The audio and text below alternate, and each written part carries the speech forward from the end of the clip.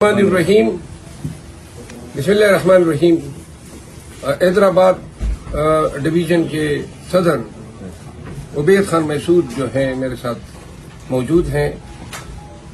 ہم ابھی اگلے ہفتے سندھ کے دورے میں حیدرآباد آ رہے ہیں.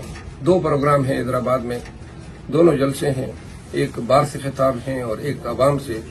تو پاکستان تحریک انصاف کے حیدرآباد کے اس جلسے کو کامیاب کرنے کے لیے حیدرآباد کے باسیوں سے میری التجا ہے کہ پورے پاکستان میں عوام کے حقوق سے مانگنے والے اور عوام کے بنیادی حقوق کی جن لوگوں نے پامالی کی ہے ان سے نفرت کے اظہار کے طور پہ اور پاکستان میں قانون کی حکمرانی کے اصول کے لیے آئیے ہمارا ساتھ دیں.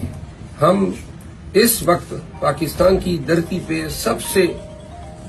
سب سے ناانصافی کے، ظلم، عصبیت، تعصب کے شکار لوگ ہیں.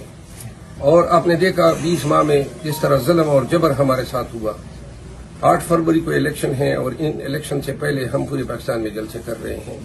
حیدرآباد کے عوام پڑھے لکھے، باشعور، غیور، محب وطن پاکستانی ہے. پاکستان کی محبت کا تقاضا ہے کہ آج ہم ان تمام قوتوں کو، آج ان تمام پارٹیوں کو ایسے شکست سے ہمکنار کریں جنہوں نے حیدرآباد کا حق، جنہوں نے سندھ کا حق، جنہوں نے کراچی کا حق سالوں نہیں بلکہ دہائیوں کا آیا ہے. پاکستان تحریک انصاف کو موقع دیں کہ وہ سندھ میں حکومت بنا سکے.